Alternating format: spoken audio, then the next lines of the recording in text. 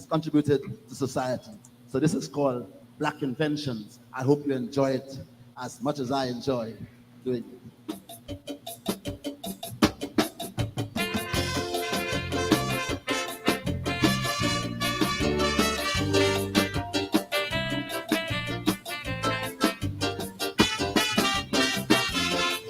Nowadays, when you mention science or an invention, many people just feel that it came from the white man. Oh no, they feel that is whites only created technology and all them machines that we just use daily. But what the damn fools don't know, blacks created things also. But in books today, black people work still show. Oh yes, children have a dream. Science and their chemistry is only white scientists they see. But tell them who built the first block, it was Banneker, a black man. G.D. Sampson started the clothes dryer, a black man. Today when you watch that electric light, a black named Latimer had the foresight to use carbon to make bulbs burn bright. A black man invented that light. A black man invented that.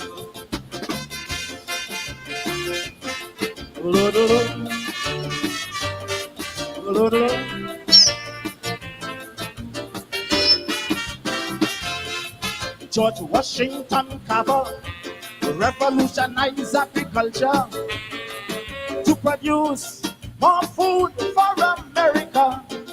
Oh yes. And in 1862, a common slave, I'm telling you, invented the propeller for the ship's crew. Henry Jones with his black locks to transport food in trains and trucks. He brought in the system of air conditioning.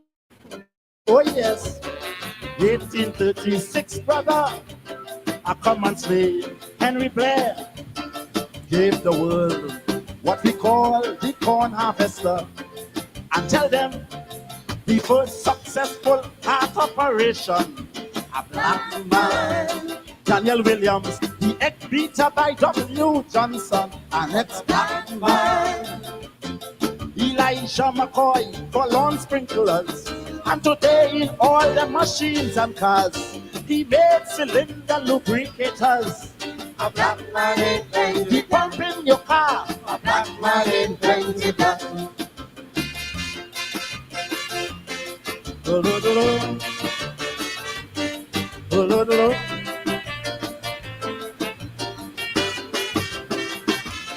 When Granville Woods made his draft, the white folks began to laugh until he invented the railway telegraph. Oh yes, J.A. Burr, a black farmer, 1899, as a thinker, gave the world the celebrated lawnmower. Yes, Percy Julian hit the scene when he took a little soybean and made a cure for arthritis the world had never seen. Oh yes, so my friends, please understand that many inventions, they were made by the hands of many a black man. You want more? Riding saddles made out of leather. Yes, Percy Julian hit the scene when he took a little soybean and made a cure for arthritis the world had never seen. Oh yes. So my friends, please understand that many inventions they were made by the hands of many a black man. You want more? Riding saddles made out of leather. 1878, the fire escape ladder. This from Africa, that science began. And if I only mention them Egyptian, you'll see that all them things claimed by modern man is a black man invented. Now if you join the chorus, Mr. Davis, some more inventions. Sing with the chorus. A black man invented mathematics. A black man invented cosmetics. A black man invented architecture. A black man invented the steel band. A black man invented writing shorthand. A black man invented medicine. A black man invented alcohol. A black man invented the subway. A black man invented the traffic light. A black man invented medicine. A black man invented the reggae. A black man invented jazz and bongo. A black man invented calypso. A black man invented. Oh yes, Black Inventions. The mighty Doctors, Dr. Hollis Liverpool, the political calypsonian. Calypso is political, but Chalk Dust and them boys is politics. Black Inventions. We are coming up to emancipation, and so we want to rev up the black thing a little bit. Sorry for the late start. It was blackout where I was, and I had given up, take off my clothes, and prepare to deal with an all-nighter. Call Mr. Slowe and tell him like we ain't got to reschedule, and then bop, it come on back. And I start abusing up people in my house and tell them they in cahoots with Jack Dew and them to sabotage. To sabotage. Politics 101. But here we are, better late than never. Mr. Paul Slowe is here, and this is a show that we have been waiting on because lots of stuff happening in the police force, with the police, and the man who know the police force inside out, Mr. Paul Slowe. Of course, he has his own program. I know it's Wednesdays, and I notice sometimes he's doing some extra programming because duty calls. So let's get going. No time to lose because we have lost a lot of time already. So let's bring in Mr. Slowe. My brother, good evening. Good evening, Doc. Good evening to all your viewers and your listeners. Yes, we're fighting with the blackout here. You know, they still with all the barge and all the thing that come in. We still getting blackout. Well, Rambo Gaskin came in early 90s to end blackout, and he died over the weekend. And we still get blackout. So We he still wasn't get successful at all. Yes. Yes, when Rambo came in 1992 to end blackouts. Yes, In I remember that very well. 2024, Rambo, quite a character, eh? Quite a Indeed, he character. was. Did you interact with him? Yes, I interacted with him on a few occasions, yes. Yes, he is quite a guy. Quite a guy. Our condolences go to his family, his close friends and associates.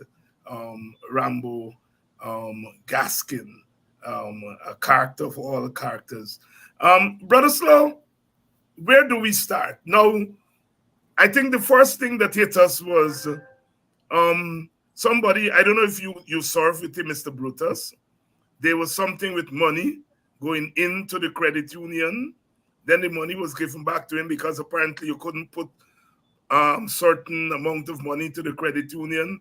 Then the police chief said that the commissioner said no money was put in any account, and then them boys skin up the thing and so on. And the thing is out in public. What is going on? Talk to us.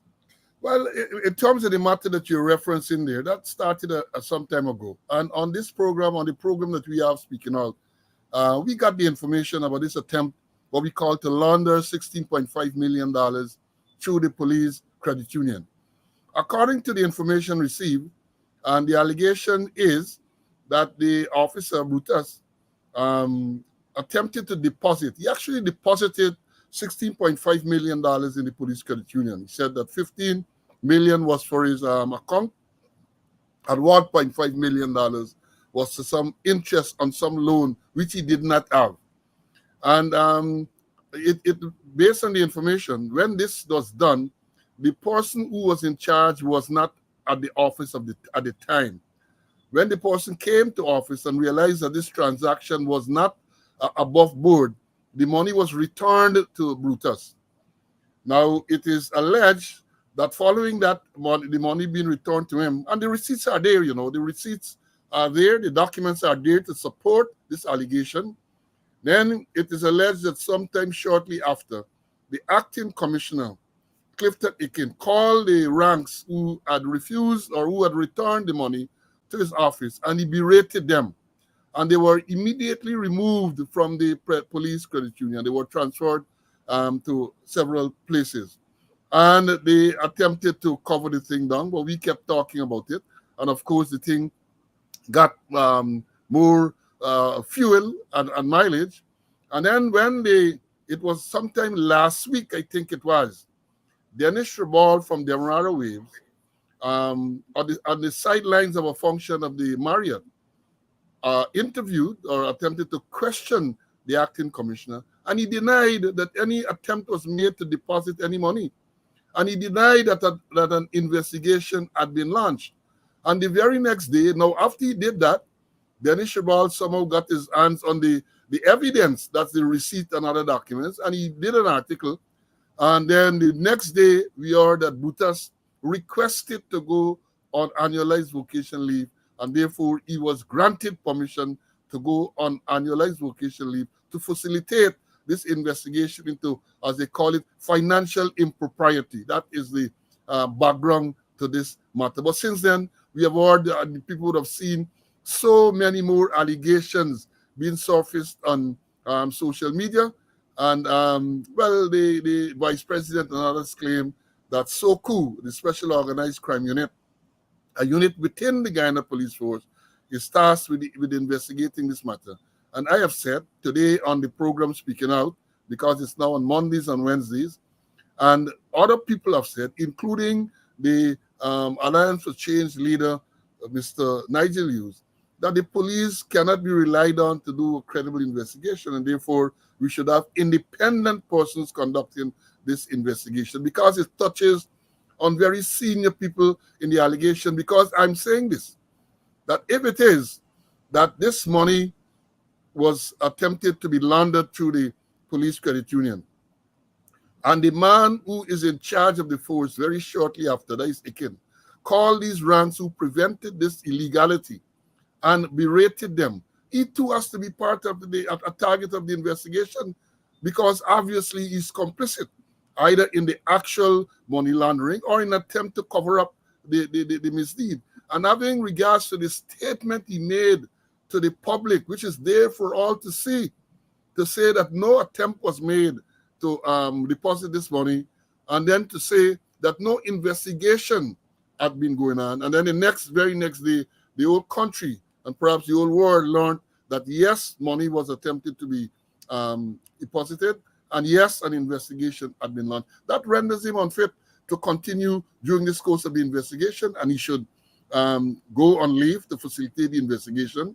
He is past his retirement date. Perhaps he should go on retirement. Incidentally, today is his birthday. We're not sure if it's 56, 57, 58, because the dates have changed over the years. So that is the background to this whole matter. Mr. Slowe, you were a policeman. They say once a police, always a police. Now, if somebody tried to commit an offense or committed an offense, and they ask another family member, do you know of this? And the family member say, I don't know of this. And then later on, it found out the family member know of the offense. As a police, would you deem the family member? What would you think could motivate the family member for knowingly saying that this offense was not committed? Well, either the family member is complicit and is in collusion with the offender, or something of the sort. Because, as you said, once they knowingly make such a false statement, then they are guilty of of either obstructing an investigation. There are several other charges that can be brought against that person, but the first that comes to mind is obstructing the course of an investigation. And if it is that they give that in writing on the oath, then it can be very well be perjury, depending on how it is done and all of that. But several things depending on the circumstances. But certainly, if that person knew that an offense had been committed or something wrong had been done, and they decided to cover up or to be to cover down this offense, they are culpable in some form or the other. Is there any statute or any standing order in the police force that prevents the commissioner or acting commissioner in this case from being investigated for an offense of this nature? None at all. The commissioner, no one is above the law. The only body in this apparently who's above the law is Donald Trump, according to the recent Supreme Court ruling. But and you know, I have taken pains to point out to people on my show and when I did lectures in the police force that you have the Police Discipline Act, Chapter 1701, which spells out who are covered under that act, and it spells out who can investigate an offense against discipline. That is an offense against discipline. But when it comes to a crime, whether it's a summary crime or an indictable crime, anyone can investigate. Say the commissioner is alleged to have committed a crime, or any senior officer is alleged to have committed a crime. There is no law preventing a junior rank, even the last constable, from investigating that matter. If it's a discipline matter, if it's perhaps neglected duty, if it's something absent from duty, something of the sort, some disciplinary matter, well then the commissioner cannot be investigated because the Police Act, Discipline Act, Chapter 1701, Section 5.3 to be specific, says that any offense against discipline must be investigated by a person who holds the rank of sergeant. And in any event, the investigator must be of a senior rank to the person who is alleged to have committed the offense. And therefore, there's no one senior to the commissioner. So if the commissioner is alleged to have committed a disciplinary offense, then another mechanism kicks in. That is where the Constitution kicks in if he is deemed to have performed some misconduct. But he cannot be held accountable under the Police Discipline Act. But when it comes to the Criminal Law Offences Act or the Summary Jurisdiction Act, yes, and anyone can conduct that investigation. Anyone can conduct that investigation. Good evening to some of you who are joining us belatedly. We started a little bit late this evening because there's blackout where I am. But of course, as we were giving up, the current returned and the light returned and we're able to come on. I want to thank all of you for waiting around and for joining us. This very important program because we are getting some clarification here from Mr. Paul Slowe. I would like to invite you in the audience to contribute to our Emancipation Fund, where we are raising resources for our emancipation activities. And we have targeted 3 communities this year, Buxton, Belladrum, and Denhamstel, and the Coffee 250 organization. Some of you started to contribute last Friday. I still have some people to thank and inviting you all. All the information is on the screen. For those of you in Guyana and were wondering about the MMG is at the bottom of the screen there, the number that is associated with the MMG account. You can send your contributions there. I still have some people to thank, and I encourage you. Remember on Friday what we said. The PPP is going around and they are trying to undermine emancipation activities. legitimate emancipation activities. They're doing it to Agda. They have organized a big party at Maltino's. There's a free party to organize to undermine Agda. And we are calling upon you to turn out for the Agda event. And in the communities, in places like Denamstel, they're putting on alternative events, and they're, charging, saying they're not charging people is free, taking the eyes and past black people, black man like freeness, and so that's the racism, that's the racism, playing to the stereotypes of a people. So black man like freeness, so they go into the communities and they're putting on this free thing to catch away. And we are saying to you, the activities in the communities must go on. And we here in Politics 101, we are raising whatever resources we can raise to help with activities in the communities that we have identified. So please, the Cash App, PayPal, Zelle, MMG, they're all there on the screen. Mr. Slowe, back to you. You said that the police is investigating this event. Not event, investigating this development.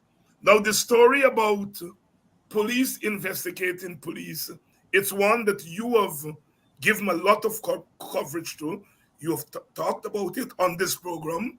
Nigel Hughes, who's going to be here tomorrow night, a leader of the AFC, has called for an independent investigation. He said perhaps a CARICOM investigation, some team from CARICOM, the Caribbean, coming in.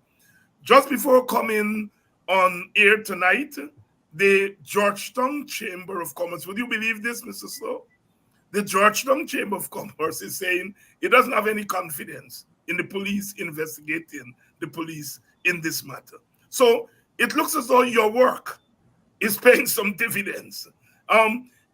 Talk to us about why this matter and matters of this magnitude should not be investigated by the police. Well, thanks. So let me. I posted something on social media. I think it was yesterday or before yesterday, and I pointed out that what we have here is an allegation against an assistant commissioner, Brutus. And as I indicated earlier, the person who's performing the functions of, or the acting commissioner, is also likely implicated. Now, those are the most senior ranks currently in the force because there's no deputy commissioner, either substantive or acting. The Special Organized Crime Unit is headed by an assistant commissioner. The Criminal Investigations Department is also headed by an assistant commissioner. So it's headed by the peers of these people who are should be the target of this investigation. The other unit that does investigation is the Office of Professional Responsibility, OPR. That office is headed by a deputy superintendent. And as I've said in the post that I made, it is difficult for me to envisage the heads of any one of those assistant commissioners seriously questioning or interrogating Brutus or Ikin in relation to their involvement in this matter. And I said today, and let me repeat it, that even if they were to be very diligent, that is the investigators, the perception is going to be that nothing proper is being done.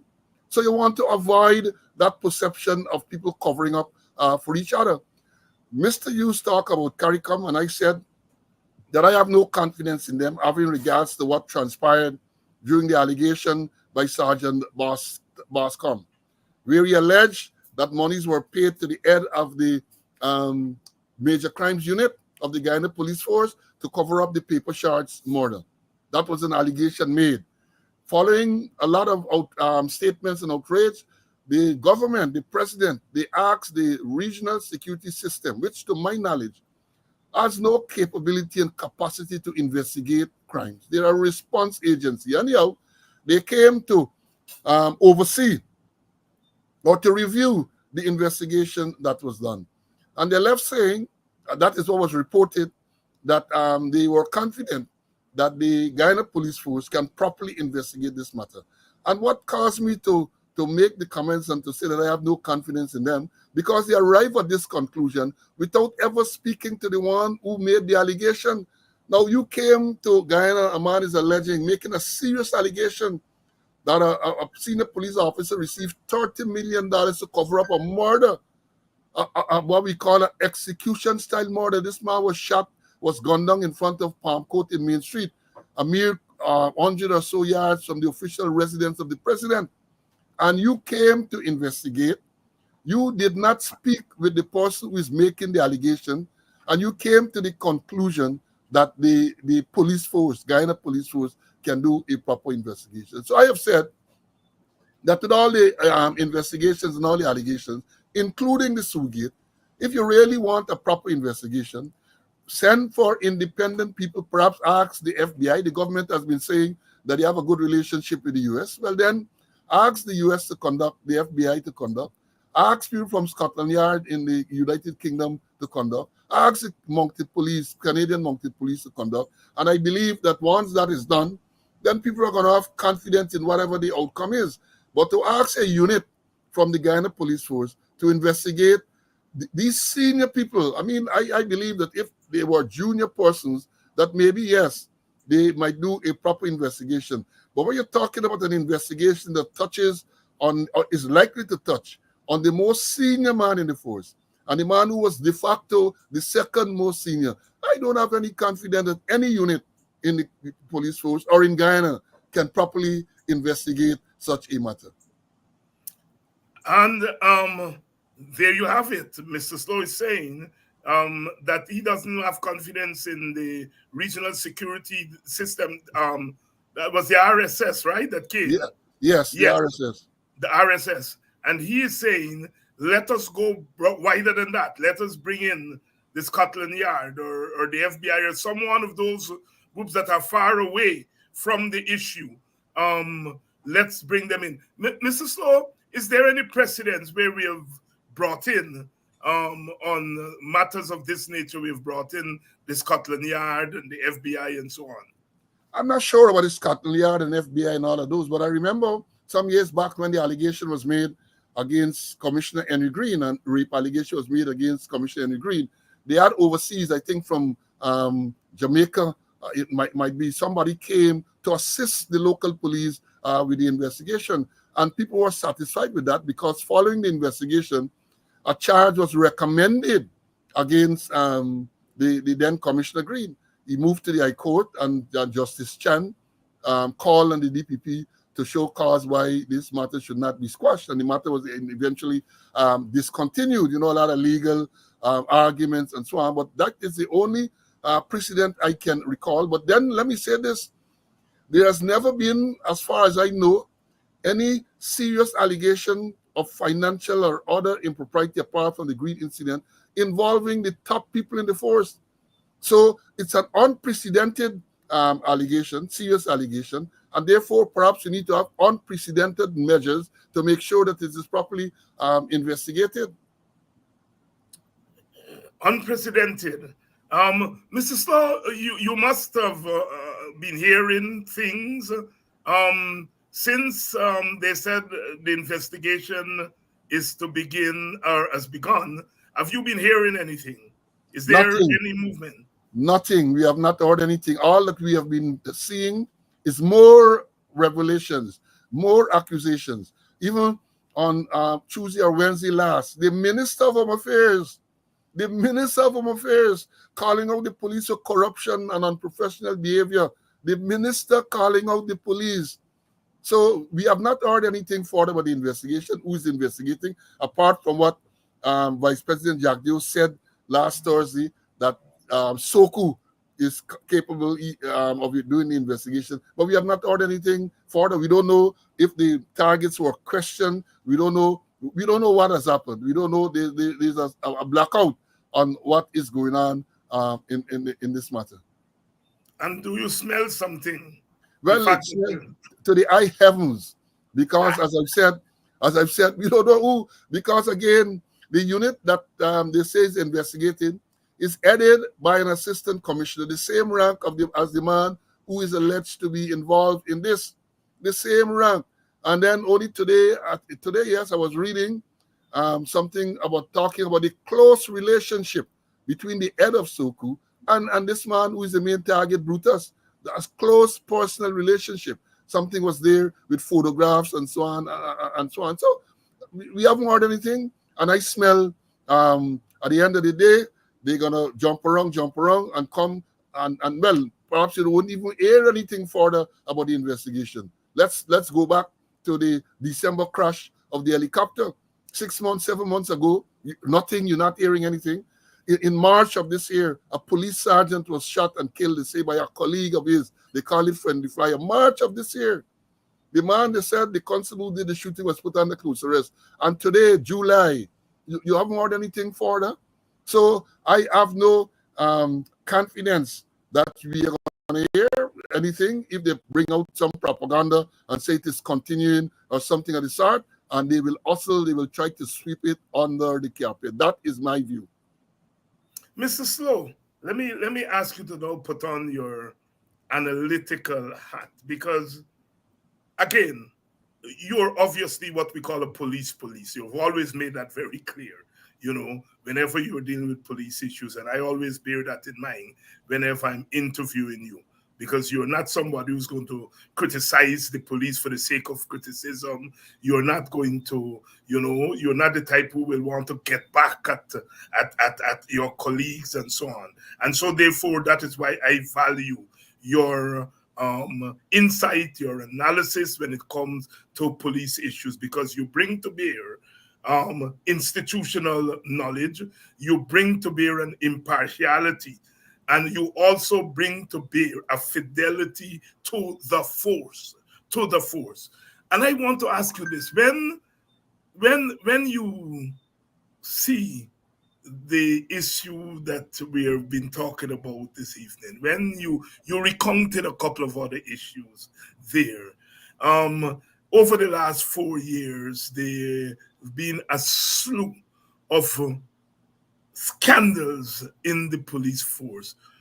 When you think that the police is there to serve and protect this nation, should we have confidence in the police force? Is it stretching it? Am I stretching it when I suggest that we are probably at danger, because this is a force that is supposed to serve and protect us? Talk to me. Yes, of course, it's supposed to serve and protect. And as you pointed out, in the last few years or so, we have had, as you said, a slew of allegations, serious, damning allegations. And the worrying thing to me, that these allegations are made, and I don't think the proper action is being taken to hold the persons responsible, accountable. They come and they attempt to cover and all of that. And let me say this: as you said, I'm a police. I have abiding love for the force. The force has given me a lot of what I have achieved today. But so the force as an organization is a good organization, but it's the leadership and the individuals. They are tarnishing the image of the organization. So many things are being done long ago, and some will jump to say, yeah, we have always had allegations made against policemen. Always allegations. But back in the day, you were confident that is what going to be properly investigated. We had some police officers, if you knew that they were wrong to conduct some investigation, the person who is alleged to have done wrong used to shiver. People like Alwyn Smith, who is still around, Ignatius McCrae, Vernon Gentle, Henry Chester, and those men. When you had a guy, Alexander, used to call him Super Panic. If an allegation was made against a police and those persons came to investigate, policemen shivered in the booth, because they knew that a proper investigation was going to be done, and if they were culpable, they are going to be held accountable. Nowadays, that don't happen. Nowadays, police believe that they can do these things with impunity, because let me give you a next recent example. We heard some time ago, about 2 weeks ago, that a man was robbed of $10 million at GBTI. That is a building adjacent to police headquarters. And the man claimed that the perpetrators were dressed in police uniform. That is what he said. Now, the police issued a release to say that the men were dressed in uniform and wore masks. The victim made it clear he never told the police that the men were wearing masks. He said that the men were wearing police uniform. Shortly after that, we heard one person was arrested. One of the suspects was arrested. They didn't say whether he was a policeman or not. And since then, you have not heard anything more. So one gets the feeling that is a cover-up going on. It might very well have been policemen, because the delegation released to say, this is GBTI, if you know, that is on Young Street, just opposite by Pegasus there and the Benal. And they claim that the people, two men on motorcycle, rode off in an unknown direction with all those CCTV cameras and all those guards. You telling me people rode off in an unknown direction?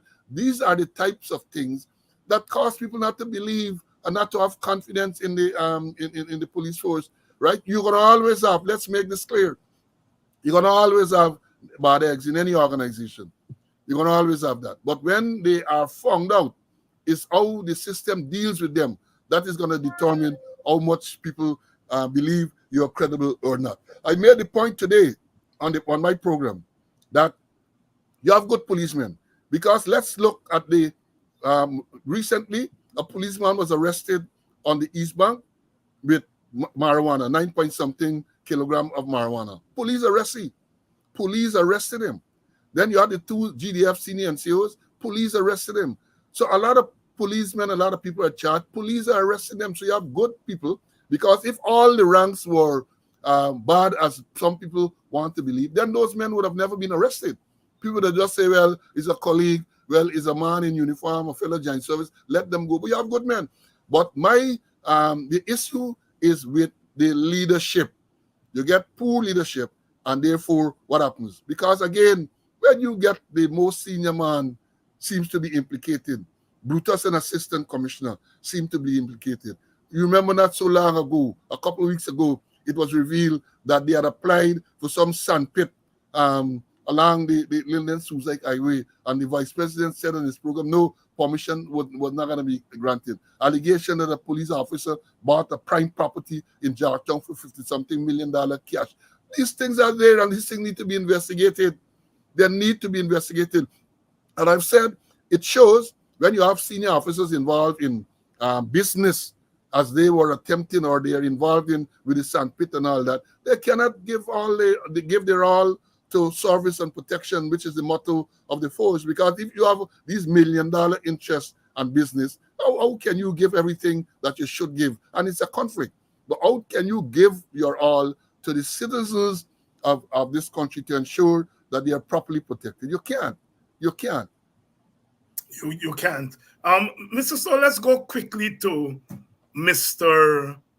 Robeson Ben, Minister of Home Affairs, at the symposium last week, made some, in quote, stunning revelations. He apparently was asleep, or he was living in another world, but he suddenly discovered that there is corruption in the police force. What stunned me about Mr. Ben's revelations is that he seems to be targeting lower level policemen and women. He did say commanders, but he seems to be targeting lower level policemen, one. Two, he seems to be disassociating his government from any responsibility for what's happening in the police force. Now, I have a thesis. As you have said about 5 times this evening, there's always bad egg in the police force. There was always corruption, and there will always be small levels of corruption in this police force, in any police force. But it seems to me that this government, under this government, corruption in the police force and previous PPP governments, corruption in the PPP, in the police force, has increased astronomically.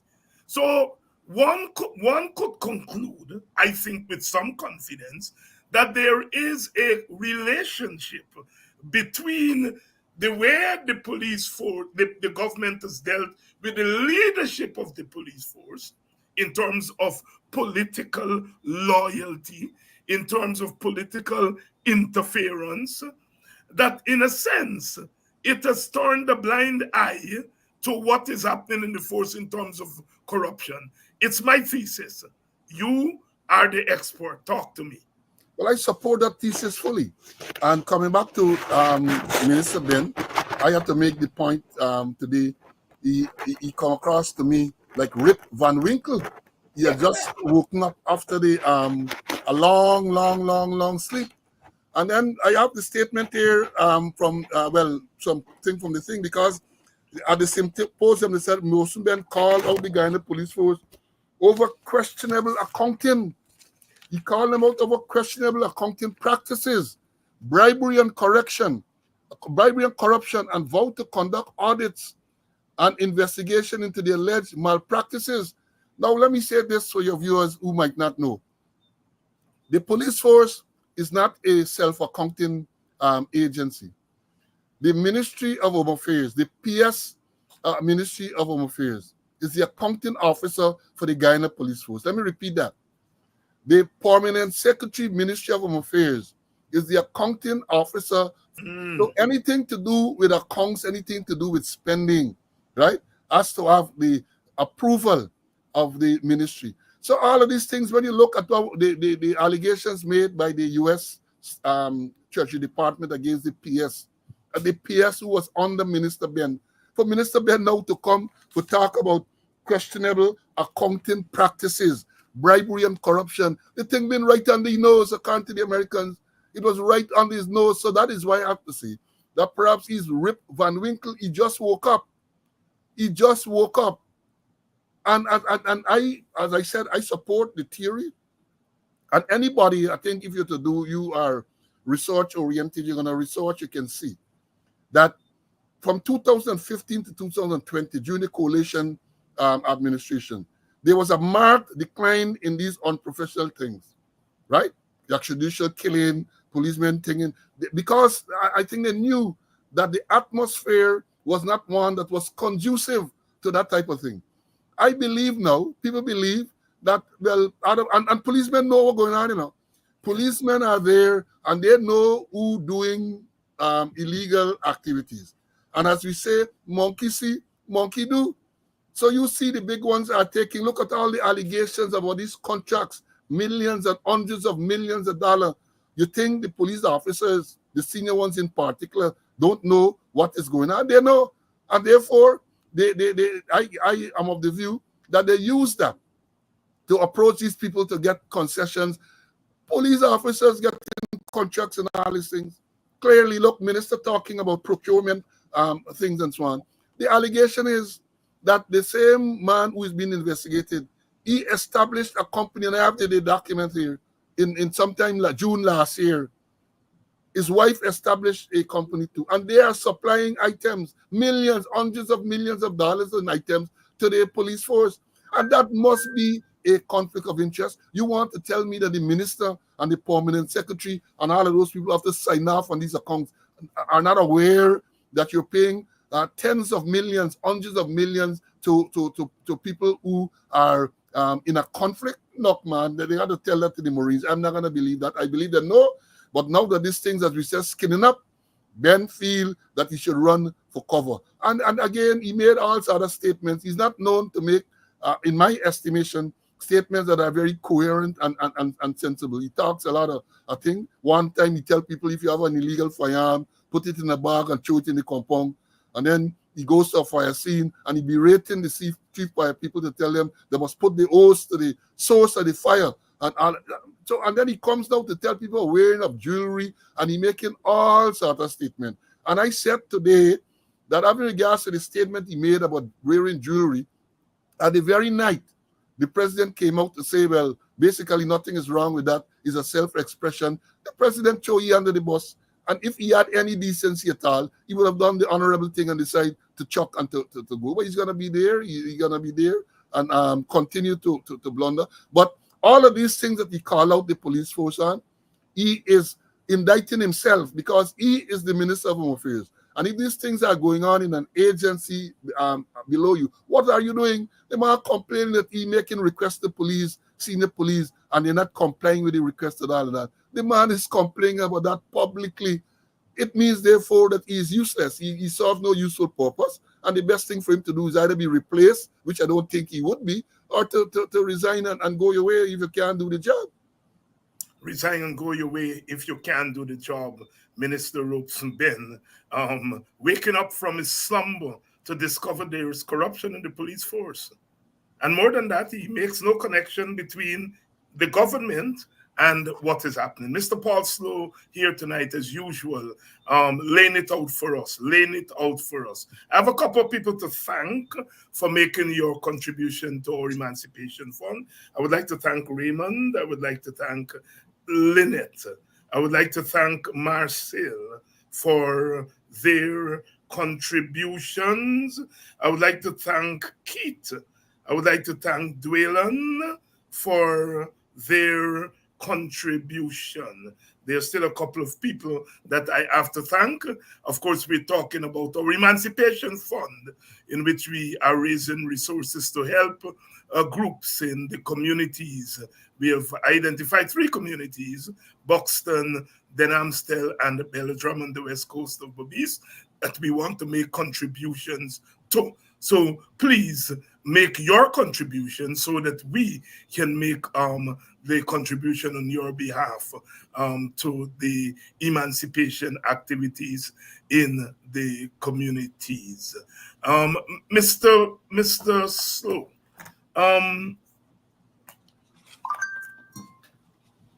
what would you say?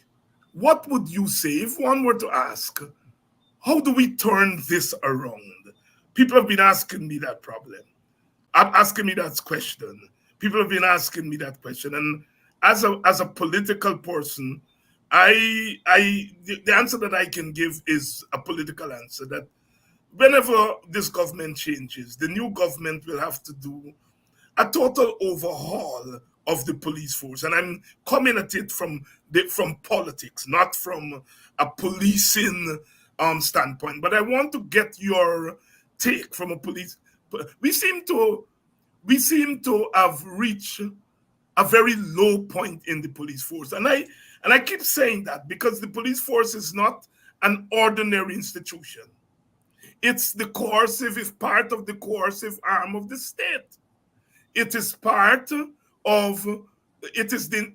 institution that we depend on to protect us, to serve us while we're asleep, to mediate if there are conflicts in families, conflicts in the society. We expect the coercive arm of the state to really hold the line against those who are holding high political office. And if such an important arm of the state is in crisis, the state itself is in crisis. I want to ask you, from a policing standpoint, what can be done? Because I am talking about waiting until the government changes and then the new government comes in, and hopefully they have the will to really go after this badness, as we would say, in the police force. But some people are saying to me, Dr. Hines, we can't wait on that. Something has to be done. I want to ask you, from a policing standpoint, tell us what some of the things that can be done immediately in the short term, and what we'll have to do in the long term. If you agree with my thesis that the force is in crisis, it's an important institution in this society and any society, and if they're in crisis, then the society itself is in crisis. Well, yes, thanks, Zach. But there's no doubt that the force is in crisis. I mean, we have recounted so many serious incidents, so there can be no doubt that the force is in crisis. And as you said, by extension, once the force is in crisis, the state, to some extent, is also in crisis. But I don't believe that there's any immediate fix to the situation that there is now. I think it requires, first of all, the political will. And one of the problems we have had in recent time is the politicization of the police force. let me say this. There is no serious decision that is taken in the force, whether it has to do with administration, movement of persons today, without the government getting involved. So the police force is no longer as independent as it used to be. And there are several examples to confirm or to support what I am saying here. Back in the early 2004, thereabout, around that time, when they started this, the IDB sponsored citizen security program, where they were looking to reform the force. I was identified as the person to lead that reform. And therefore, I'm fully aware of some of the things that we had said that needed to be done. And one of the things we had identified, that if the force is to be reformed, it was good then, and the system or the method or the problems that we had identified were relevant then, and they're still relevant now. We had said, I remember having this conversation with Gail Teixeira, who was acting Home Affairs Minister, that for the force to be reformed, some of the elements you have in senior positions have to go. You cannot reform the Guyana Police Force and certain people remain in those senior positions. It's just not going to work. And I said to her, and we had agreed that, look, when we say they have to go, we don't mean you dismissing people just like that. They were modules that were used, that people get early retirement, people get, you got to move them off the force if you are serious about reforming the Guyana Police Force. You have to look at your recruiting and training. The training is abysmal. No proper training is being done. So people pass through the college and they go out on the road, and certain basic things they don't know. Look, only a few days ago at the symposium for the 185th anniversary, Attorney Chevy Chase, I think that is Chevy Devonish, yes, had to make the point to tell policemen what Section 18 of the Police Act says about stop, search, and detain. I mean, those things are routine and basic. And if you have a force that is going about men not knowing what the law is, you're going to run into problem. And people talking, they come, well, you must change the name and from police force to police service. That is not going to change anything. Not going to be just cosmetic. You change it, you pass a law and you change it from force to service, but then you still have all the bad habits and all the bad practices going on. You have corruption, you have people abusing the authority, and therefore this to change the police force is not an easy task. But I believe it starts with political will. I believe it starts with independence, and I believe you have to get rid of some of the people who are there in senior positions. You cannot have senior people who are corrupt, who are even allegations. Doc, let me tell you this. I served 37 years in the police force, and I can't recall these type of senior allegations being made against senior people. I can't. Yes, allegations were made from time to time, but when you hear these senior allegations of laundering money, and you are at the very senior level in the force, this is worrying. And I'm saying that action need to be taken like yesterday. Because one thing that you have to do, you have to work towards restoring public confidence in the force. And that is not going to happen by just propaganda. You're giving release, and then you say you're going to meet with the community here, and you're going to meet with the community there, and then what happened? One incident in the same community. People will know whether you're genuine or not. And people have come to the realization that all of these outreaches that you're talking about, you're not genuine. You're not genuine. You're just playing to the gallery. And therefore, they are not going to react or interact with you in the way that they should. And that is very, very important. So it's almost at every level, in every area, you have to have change. And I have said that perhaps the only area in the police force that brings credit to the police is the band and the immigration department, because the immigration department is part of the police force. And I know some people said recently about problems there, but there is a problem as a result of perhaps government not providing the necessary materials, because anyone will tell you who had interaction with the immigration department prior to 2020, it was a breeze.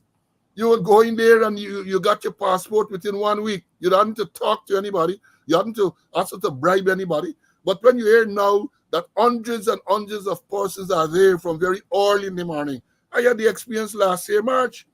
I had to get a new passport because, some people talk about renewal, but passports now are not renewed. These machine-readable passports are not renewed.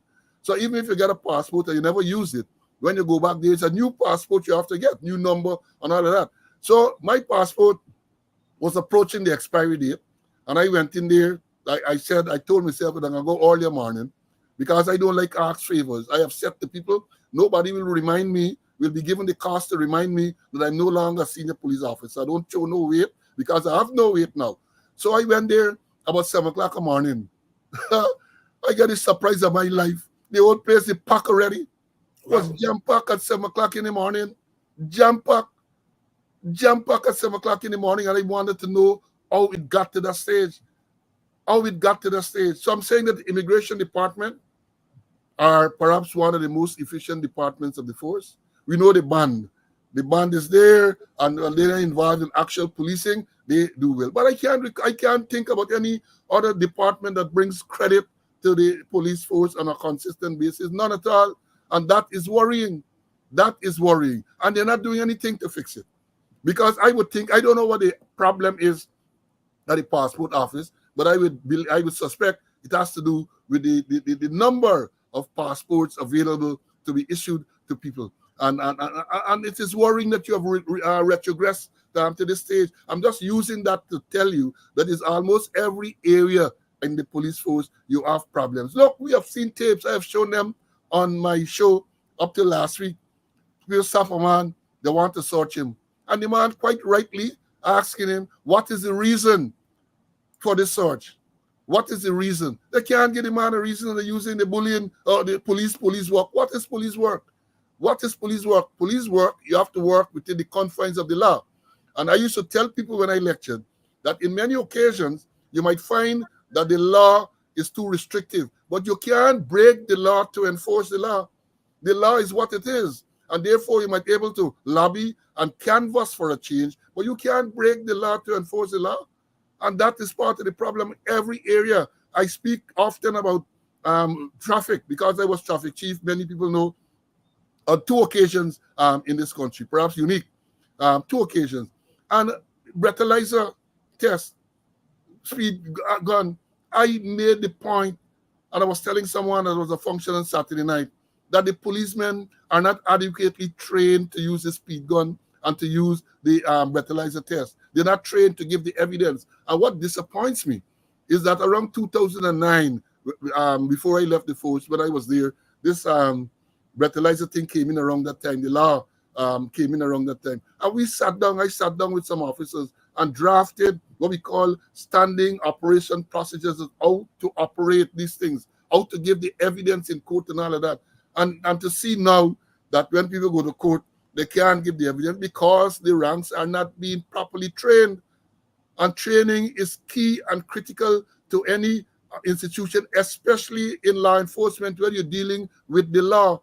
Once you're dealing with the law. And again, another disappointing thing when we talk about Section 18, when you can stop, search, and detain and all of that. There are case laws. Not so long ago, the attorney, as he was there, Navendra Singh, who is now the High Court judge, there's a case law with him where Justice Ramraj,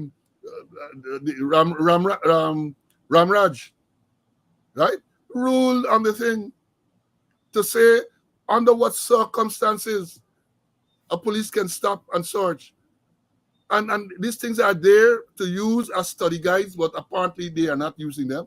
And they're telling us, they're going to tell us, oh, we have now moved from a training school to an academy and all of that. And one question, what is the content? What type of teaching materials you have to not only name it an academy, to make sure that it operates like an academy. But let me pause now, Doc, and think I've had a mouthful there. No, because I want you to talk to us a little bit more about training.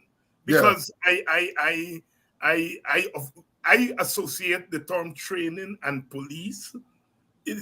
Since we little by individual, you talk about training. You see a policeman and you as a thing, he not acting right as a civilian. You say, but he's a trainee. Yeah. And so training and policing, in my mind, they've always gone hand in hand. Talk to us about, has there been a deterioration in the quality of training? What's happening here? Significant deterioration, because you have, first of all, in order for people to train, you have to have the knowledge. I think you will understand that.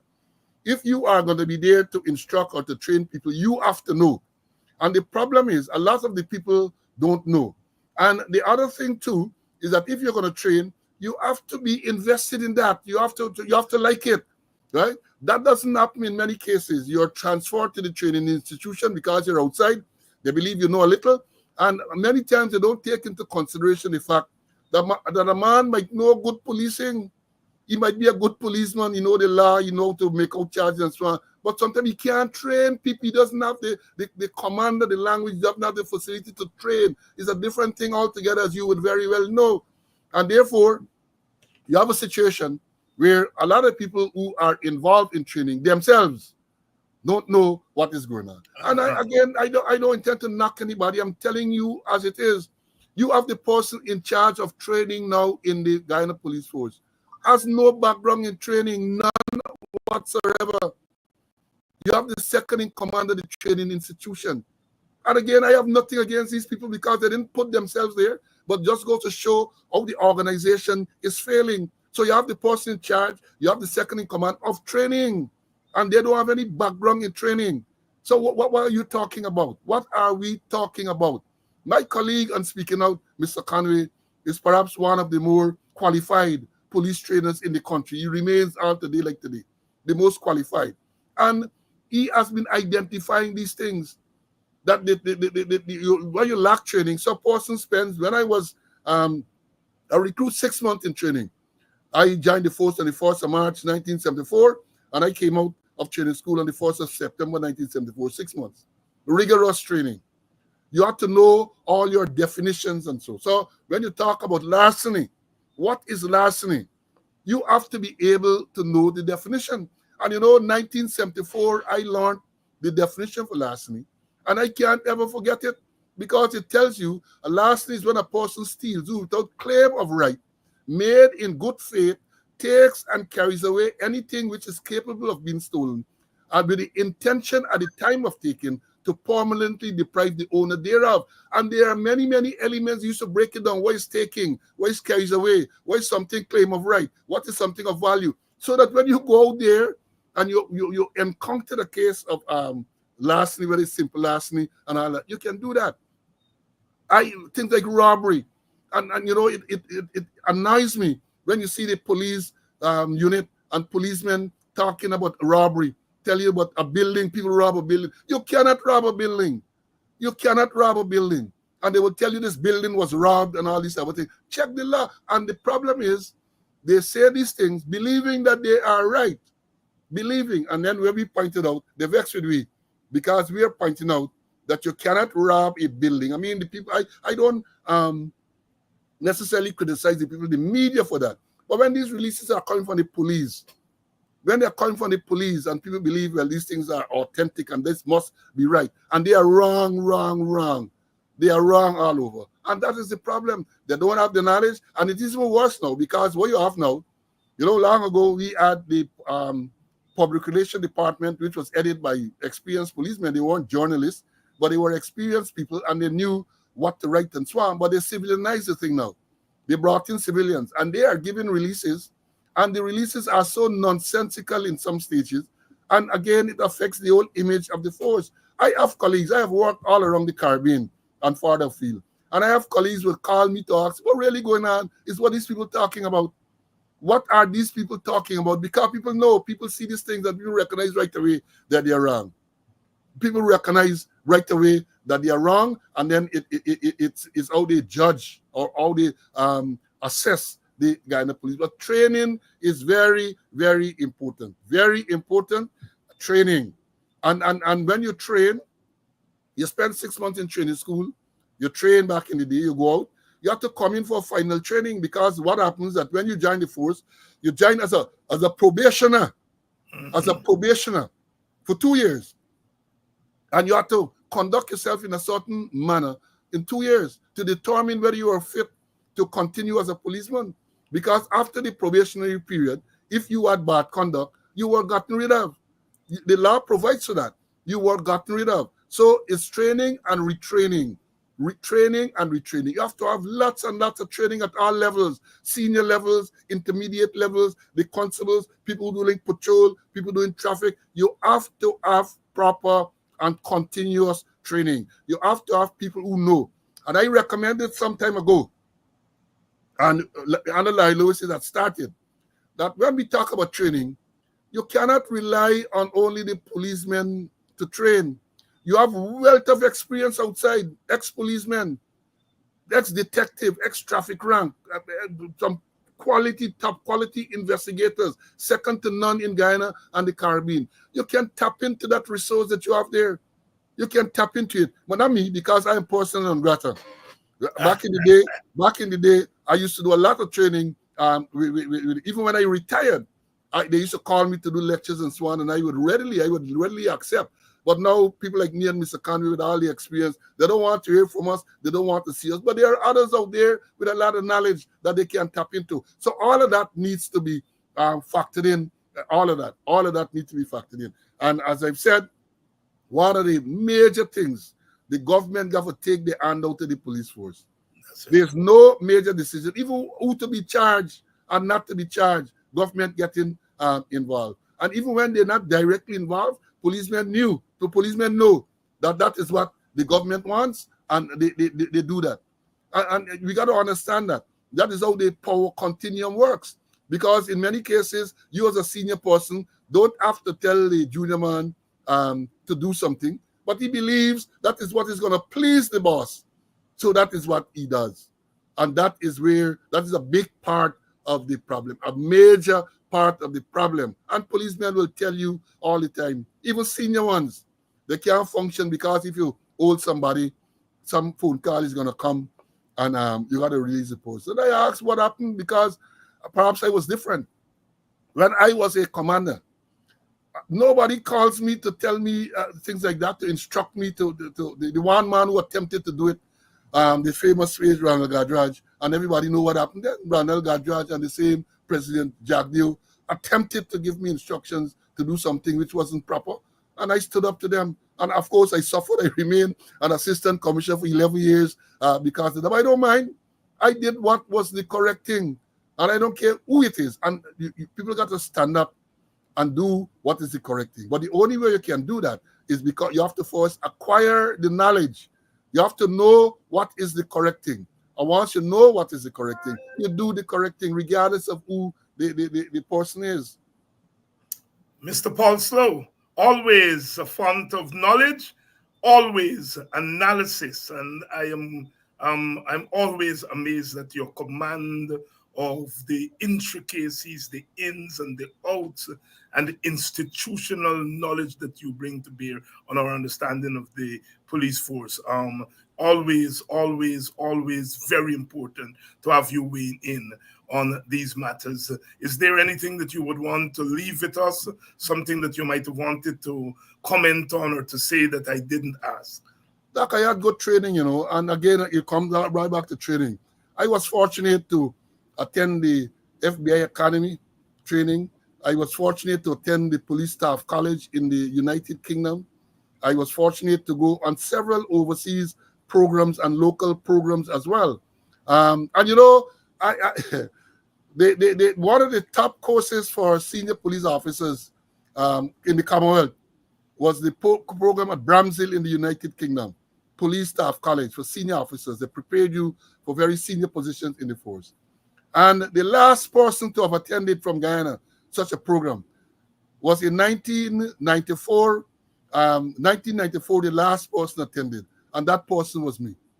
Since then, they haven't been exposed. People have not been exposed to this type of top-level training. You have a case where now a lot of people, and I'm not knocking them for that. People go to university, they do the degree, they get master's degrees. People even have doctorate and so on. But I will remind them that the university don't teach policing. They don't teach policing. And even if you have some theory in some related subject, you need to get a practical experience. And that is where people with the knowledge of how policing should be conducted, they are the people who have to teach you that. So in closing, I want to say, again, we are in a serious crisis in the Guyana Police Force. I say we because we're all Guyanese and we are going to be impacted by it. A serious, serious crisis. Even the acting commissioner admitted earlier this year they have a difficulty in attracting and retaining rank. Serious. And I can tell you that people are leaving by the droves. They are resigning, and who don't want to resign just walk off the job, especially the junior level. They are leaving because of the conditions. Because of the conditions, pay, working conditions. A policeman at the lower level gets about $110,000 a month, and the security companies paying $130 and $140 a month and so on. Right? So you can understand there is a pull factor, and you have got to make sure that the policemen are well remunerated. You have to make sure that they are well trained, because the minister complaining but how they interact with members of the public, it has to do with training. It has to do with training. And therefore, in closing, I want to say that the government has to show the will to make sure that this police force is reformed. I don't believe that they're going to do that, but I just throw it out there that in order for things to improve, they have to take their hands off the force, return the independence to the in terms of the operational independence to the police force, and maybe we will start to see some change for the better. Mr. Paul Slowe, thank you very much, my brother, for coming through again. And I hope in the interim that we can see some movement so that when you come the next time, you will bring some better tidings. Thank you very much. Hope is movement for the better. Because it can be movement, but it can be movement, a retrogressive movement. Well, let me say this before I leave. I should take this opportunity to plug. Folks, those of you, I know a lot of persons here, they join Speaking Out on Mondays and Wednesdays at 11 o'clock. And you can go on YouTube and Facebook. And all the episodes are there, even today's episode and all the episodes. So if you miss, you can go and catch up. Because today we dealt a lot with what is going on now in the force. So if you miss it, you can go on YouTube and or Facebook, and you can catch up with what transpired today. There you go. Speaking Out with Mr. Slowe and Mr. Conway. It used to be Wednesday at 11 o'clock. Now it's Mondays and Wednesdays at 11 o'clock. And, of course, the podcast version. On both Facebook and YouTube are there. And if you're like me, late at night is when I catch up on some of these programs that I miss during the day or the early evening. So again, Mr. Slowe and Mr. Conway are on with their program Speaking Out at 11 o'clock in the morning, 11 o'clock in the morning on Mondays and Wednesdays. Mr. Slowe, thanks again. Thank you, Doc. And to you, the audience, we have some people, those of you who have not made your contribution to our Emancipation Fund, please do so now. There are a couple of people I have to thank. I have to thank Brent Null.